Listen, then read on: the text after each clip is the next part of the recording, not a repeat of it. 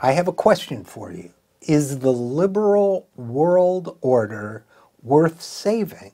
The reason why I ask is because Richard Haass, who is president of the Council on Foreign Relations, recently wrote an op-ed entitled Liberal World Order RIP. Now, what Ambassador Haass has to say is that the post-World War II order that spread democracy, kept the peace, and it created all sorts of economic advancement is falling apart.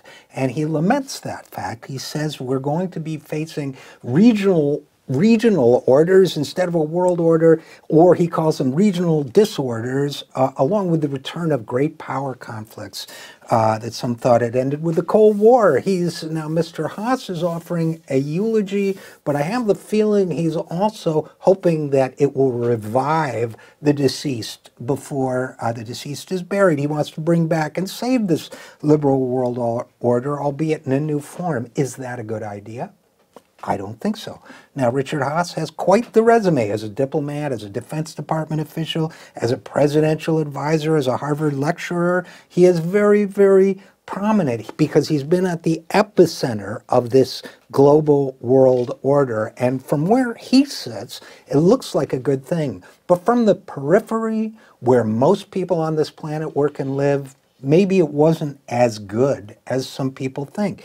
It's true that we're in a period of change. It's true that change brings instability and uncertainty and risk. But the real causes of today's instability lie within that very global order that Richard Haass is concerned about. That order has served the economic and tactical interests not of nations, but of special interests within those nations. In other words, it hasn't been good for, quote unquote, the United States. It's been good for a lot of powerful people within the United States, but for working people as a whole, maybe not so much. It hasn't been good for Ecuador, quote unquote. It has certainly not been good for labor leaders in Ecuador who have been slaughtered en masse under this liberal world order. It has been good for certain economic interests and so on all around the world. But Richard Haass never offers a critical examination of that world order. Instead, in his telling, the most powerful system of international governance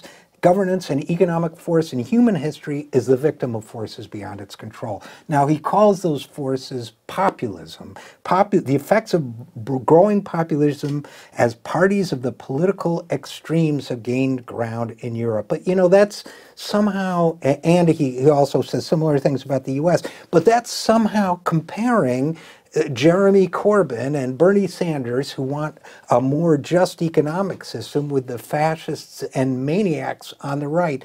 That's wrong. That's not the thing to do. What people who are concerned about this liberal world order, so-called, should be doing is making it an institution that works for everyone, is making it something subject to what Dr. King called a revolution in values. Something under this so-called liberal world order, inequality has skyrocketed. That shouldn't be the case. And if this liberal world order can't be totally transformed by a revolution of values so that it works for the interests of the majority and not the few, it's not going to survive. And you know what? If it can't work for the benefit of the majority, it doesn't deserve to.